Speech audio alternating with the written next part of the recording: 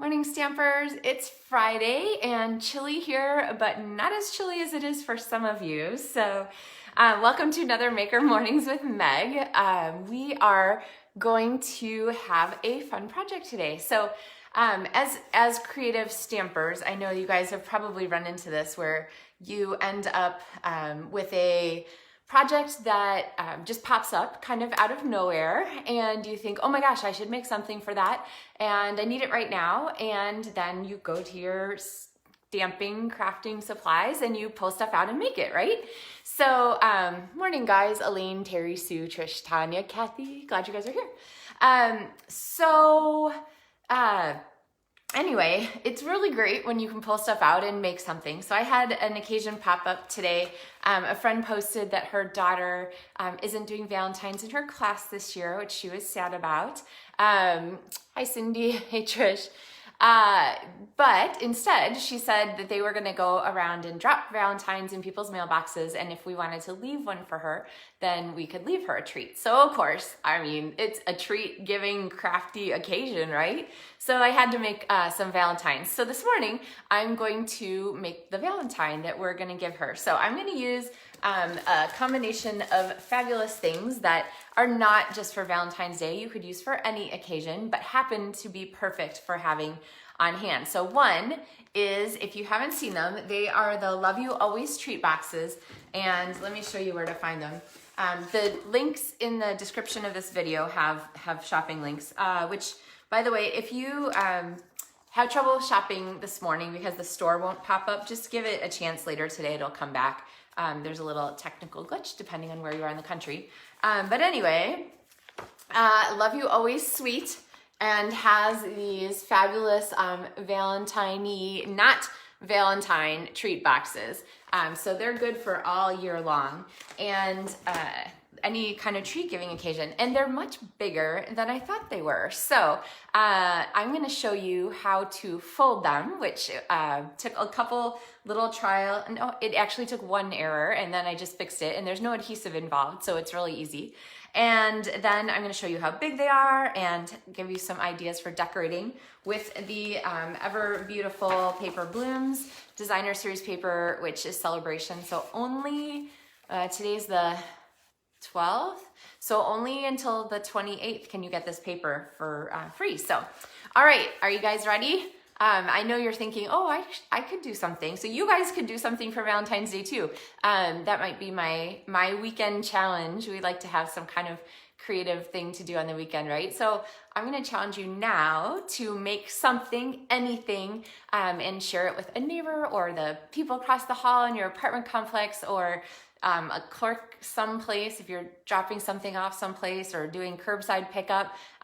There's a nice chance to share something with somebody, and Valentine's Day is always a great excuse to do treats. So, all right, we're going to switch you down here, and I'm gonna see if I can get you guys a little closer than usual. We'll see, that might be a little too close. Let's see, how's that?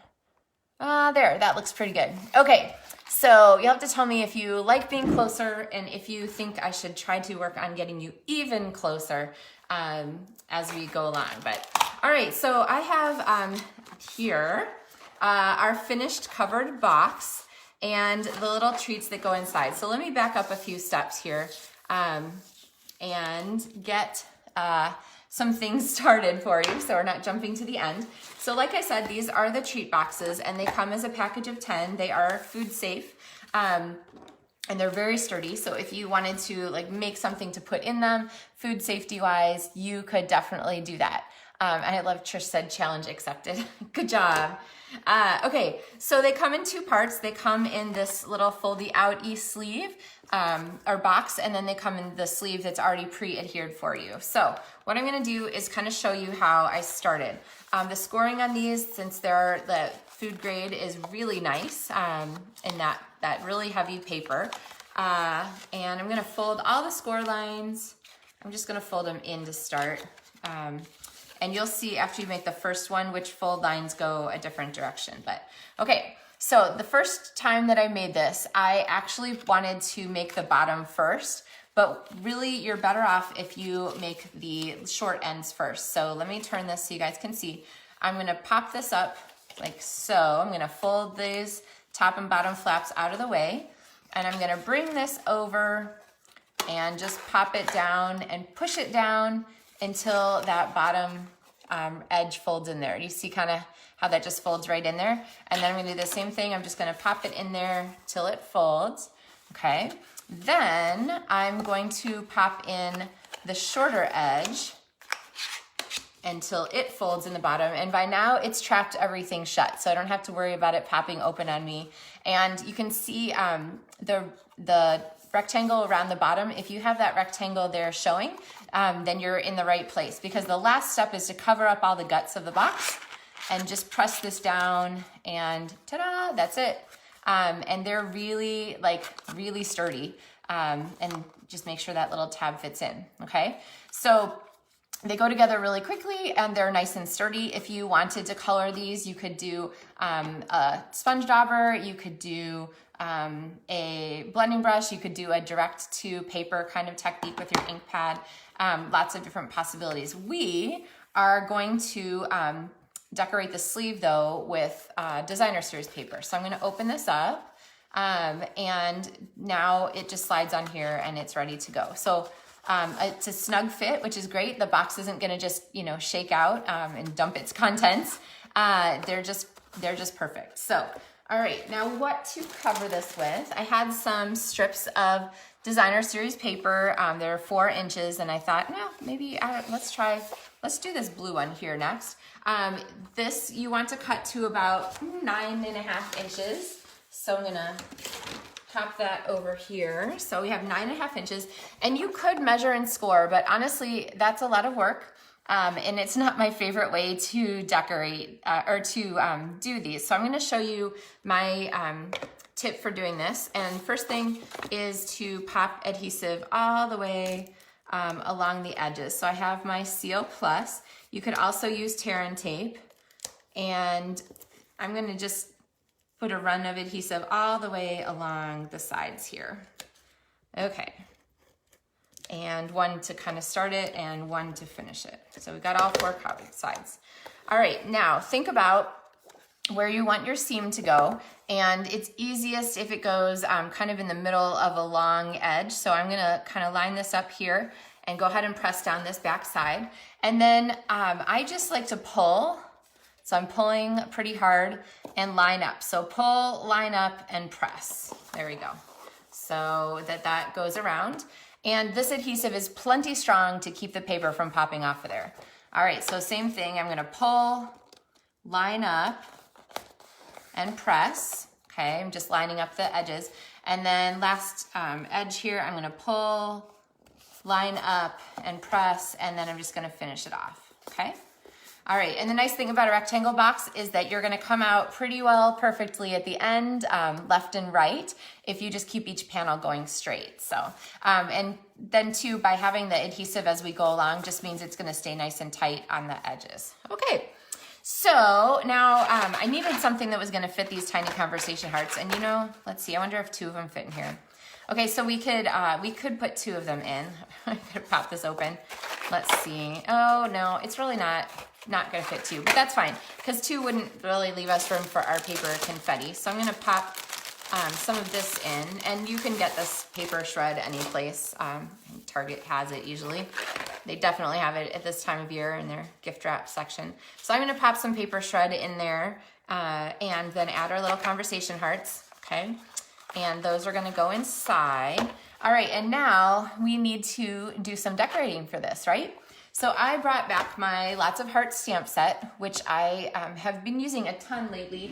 And here are my 2 Lots of Heart cards. So here's one of them that uses all of the dies here that are included in the set, which is a lot of them in different shapes. And we did this sort of negative space die cut card here. Okay, and then I also had a totally different card here, which was sort of the Scandinavian folk art kind of card that used the dies and just the little note from the stamp set. So this is a great stamp set for all kinds of things, not just Valentine's Day. All right, so decorations for this. I love a nice bow, and so I brought in my Petal Pink sheer organdy ribbon because it really brings out the Petal Pink colors. And we've talked before about how the cardstock really makes things complement, like bringing this out really makes that Rococo rose in the paper jump. Same here with the Petal Pink. Tying a bow around this will really make that Petal Pink color pop. So now, one of the things about tying bows is that I'm never really sure exactly how much ribbon I'm gonna need. So, but I hate to cut it and then end up having like a 3-inch scrap that I cut off and throw away, right? Which is sad. So here's my trick for not wasting ribbon. I don't cut it off the bolt until after I do my tying. So I'm gonna go ahead and tie my bow. And I'm not gonna worry about whether it's exactly the perfect bow I want yet, because what I'm doing is just checking my length. So clearly I need a little bit more here. So I wanna cut it there and then add that extra length there so that now I know how much bow I need, okay? All right, a bow tying lesson for this fantastic Friday. One of the things I hear from people all the time is that they hate bows. They hate bows because they never come out the way they want. They're like, forget it, I don't want any ribbon on my card.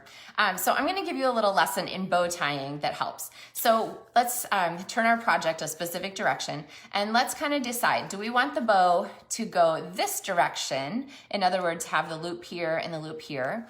Or do we want the bow to go this direction with the loop here and the loop here? So actually, to make it easier for myself, I'm gonna turn it this way. So, but anyway, same difference. We wanna go in line with the ribbon or across the ribbon. And the way you make that happen is by changing the way you cross your first, you cross your first ribbon, okay? So I'm gonna go over and under. I'm gonna take my bow here and loop and my bow here and loop, and I'm gonna see what I get. Okay, so that gives us a bow in line with the ribbon. So now I'm going to undo this, and I'm gonna, instead of doing like what I always do and go over, I'm going to take this and go under. Wait, did that make sense? Yes, okay. And then I'm going to continue tying my bow, and I can already tell that it's gonna come out the other direction. There we go. Now, you see how the bow runs the other direction? Now, I know you're sitting there thinking, oh my gosh, Meg, I can never remember that. So here's all you have to remember. All you really need to remember about this is if your bow doesn't come out the way you want, untie it and switch that first crossover, okay? So all you have to remember is that first cross makes a difference. So whether the first string goes over or whether the first string goes under is gonna dictate which direction your bow comes out, okay? There's only 2 ways, so you'll be in good shape if you can just remember that little trick, all right? So I kind of want it to go this direction, so I'm gonna go back. All right, and if you've ever seen me tie bows, I always like to keep my loops kind of short so that they stay in proportion to the project. All right, okay, let's see. I'm glad you guys liked the bow lesson. So, and Lucinda, I'm glad you caught us live today too. All right, so now we need to decorate this baby so that it's ready to go in my mailbox on Sunday morning. So let's see, we're gonna use this buffalo check stamp here because I adore it. And so I'm gonna grab my Rococo Rose ink pad because it matches the stamp or the paper so nicely.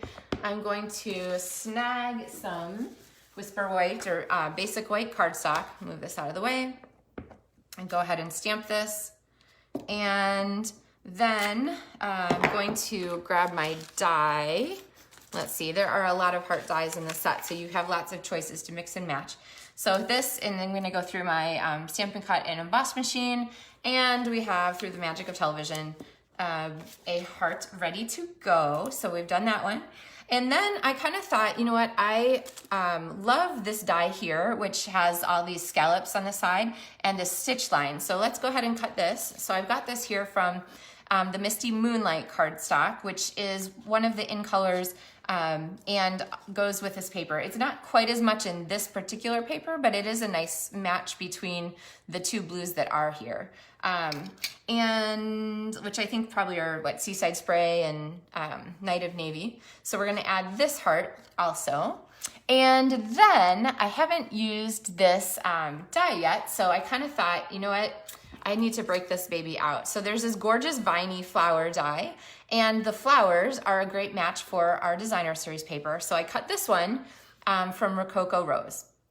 All right, which is super, super pretty here. So this also reminds me to talk to you because the Rococo Rose cardstock and ink and so forth are all going to retire when the new catalog comes out. The new annual catalog comes out in May of 2021. And when that happens, to make way for new in colors, the old in colors are going to retire. So that's Rococo Rose, Pretty Peacock, Seaside Spray, Terracotta Tile, and Purple Posy isn't an ink pad, sorry. Didn't mean to confuse that. It was an ink pad very briefly. Stampin' Up! Took it off the market because it wasn't holding its color very well. I love a company that stands behind their products. But the cardstock and so forth, the Purple Posy, you can get Stampin' Blends and markers in it.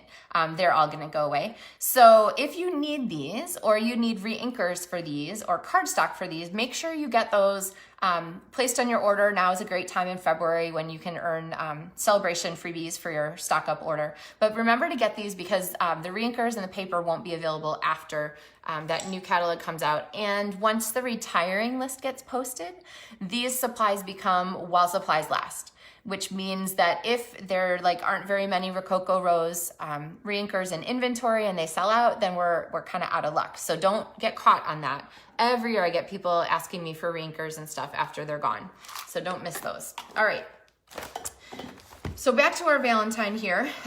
We're going to pop the Rococo Rose here on our Misty Moonlight background because that gives us a really nice contrast.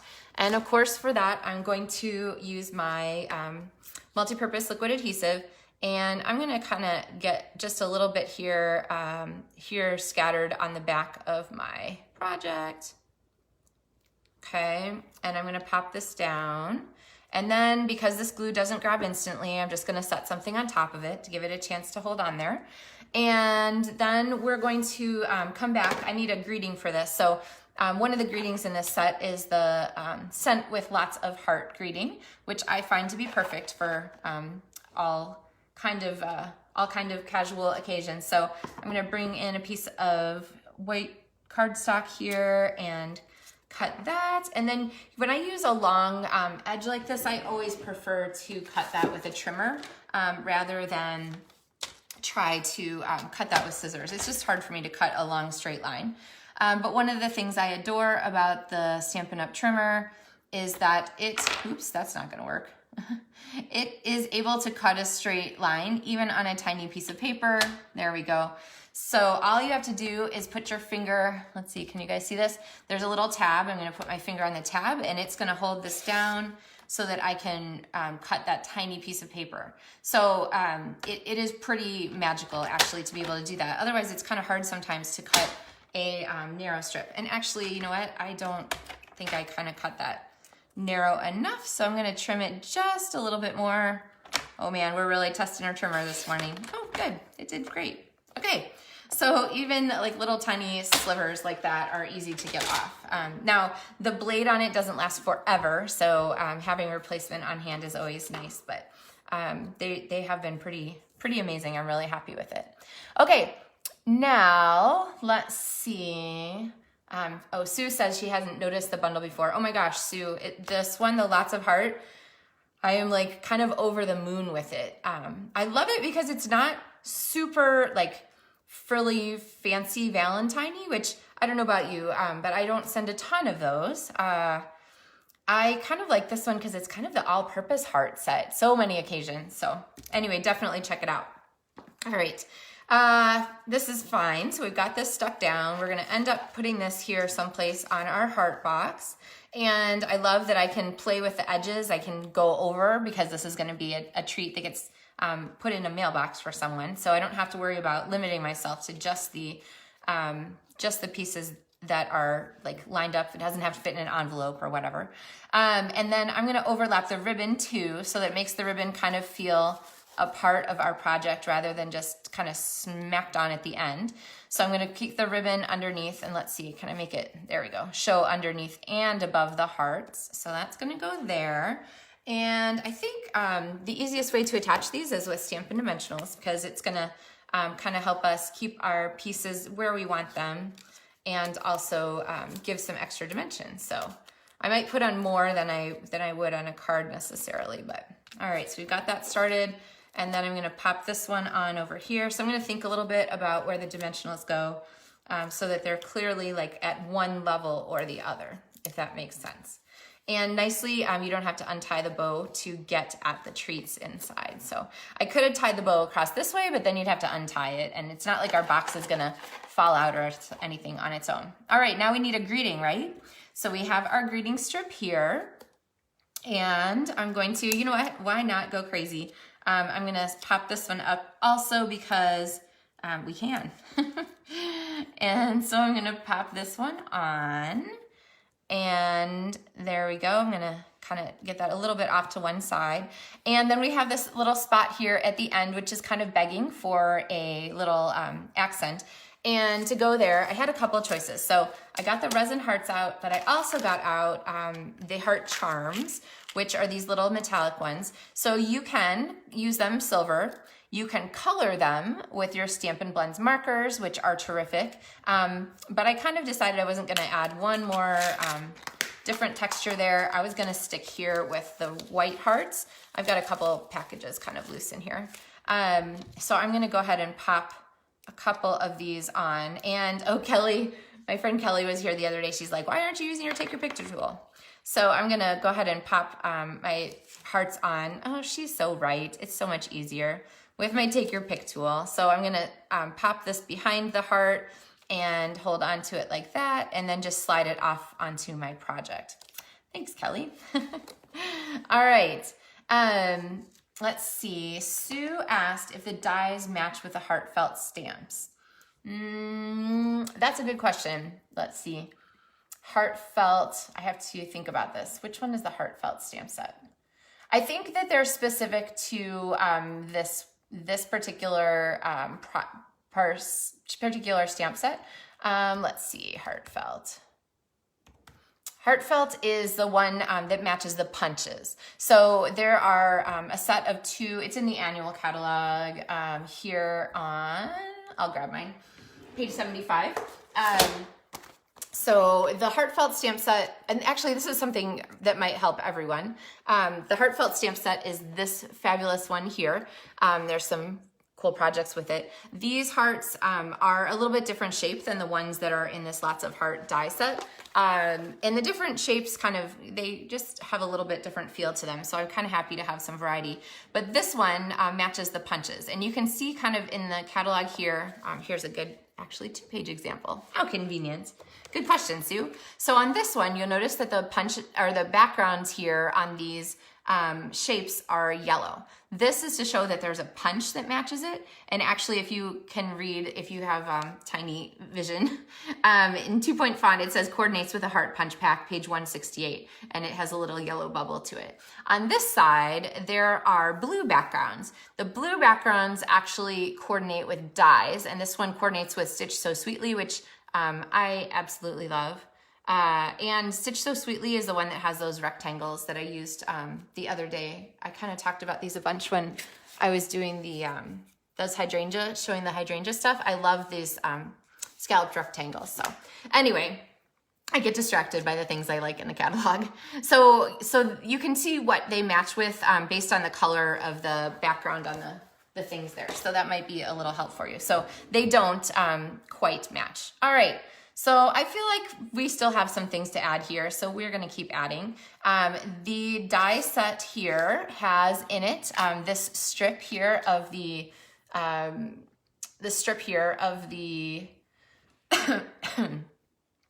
the hearts, and it punches out a whole bunch of them, which I did the other day when I used this. So these are actually the same hearts that are left over from making this card last week.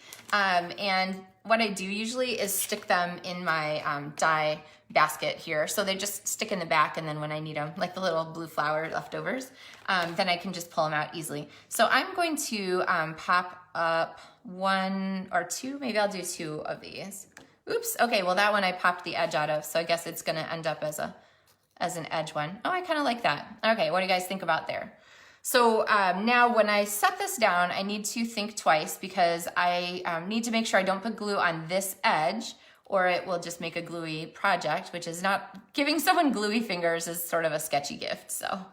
All right, and then I made sure I added some glue at the transition between those 2 pieces so that they stayed on there. Oh, Lana says that she never knew about the colored shapes. I'm glad that was helpful. Yeah, it's kind of like an easy to miss feature of the catalog. The catalog is actually packed with easy to miss features. So next time you're opening it, glancing through it, whether it's the PDF that you can get on my website at LovenStamps.com or the physical one, think about reading those little tiny texts on the sides. There's a lot of stuff packed in there. So, all right. So I think, what do you guys think? Are we set here?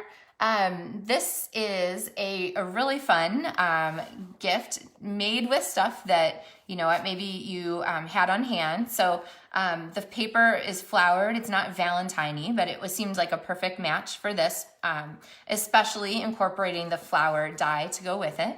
And I think that this would be a pretty good treat. I think that they'll be kind of excited when they come pick up. Here's another one that I'd started earlier. So it still has the treat inside, which, let's face it, is the big thing for kids. And then to go with this, I'm going to decorate the same way. So adding the, oh, here we can move up a little. Adding the hearts here, adding the greeting across, or the other heart across there, adding the greeting across the middle with the resin hearts on it. And then I can pop a couple of these little hearts on here like that. So there's kind of 2 versions of our box with a different designer series paper. But either way, you'll notice that the colors really pop. So the Rococo Rose cardstock, the Rococo Rose paper, the Rococo Rose ink, the petal pink ribbon, the petal pink paper, everything is really nicely coordinated to kind of make that come out beautifully. So, all right, let's see. Sue says she wasn't super keen on the boxes. Yeah, I just think they're kind of fun. And plus, if you wait until Sunday or Monday when all of the Valentine candy goes on sale for like 80 or 90% off or whatever, you can run and pick up some extra little chocolates and take a little box of chocolates and share it with somebody. Because really, let's face it, everyone likes getting chocolate, whether it's before Valentine's Day or after Valentine's Day. And if you missed at the beginning, I kind of gave you guys a little challenge. And the challenge is that this weekend is, of course, Valentine's Day. And everyone could use a little extra love this weekend. So whether, you know, you drop a little treat off on your neighbors, put it in a little bag and leave it on their doorknob, whether you share something with somebody who lives in the apartment across from you, whether you have to go out for a curbside pickup order for dining or something, and you just have a little treat that you give to the person who gives you your stuff, everyone can use a treat and everyone can use a smile. So I hope that you guys will take this chance to share something, right? I've told this story before, so if you've heard it, I hope you don't mind again. But a couple of years ago at Valentine's Day, I just had some extra little candy treats because I love making candy treats. And I tucked them in my purse, and I was shopping at our local Meijer store, which is a giant grocery store. But I had one in my purse, and I was looking for something in the produce section, and so I asked the clerk if she could help me find it, and she was very kind and helped me find it. And I took one of the little Valentine things out of my purse, and I said, you know what? I hope you don't think this is awkward, but I just wanted to share this with you. I love making little crafty things, and I thought you might like a treat for Valentine's Day. And she took it, and she started bawling. And I thought, oh my goodness, I'm so sorry, I didn't mean to upset you. And she just said, oh, no, I'm not upset. I absolutely love this. You don't know how much I needed this today. So now I'm gonna cry thinking about it. Anyway, not to be sappy or anything, but everyone needs a little treat. So find someone to share a little treat with this week. If you aren't going out of your home because you're at risk or things like that, then find something to leave on the doorstep or offer to put something in your mailbox or something like that, okay? So reach out and kind of brighten someone else's day. So whether it's a box like this or just something else, it could even just be a folded piece of cardstock with a note inside that says, hope you're having a great weekend, I'm thinking of you. So anyway, that's my Friday mission for you. So have a wonderful weekend. Stay warm wherever you are. I've got my super warm hoodie on, and I look forward to hearing what you guys make when I see you next Monday for another Maker Mornings with Meg. So happy stamping, guys. Bye-bye.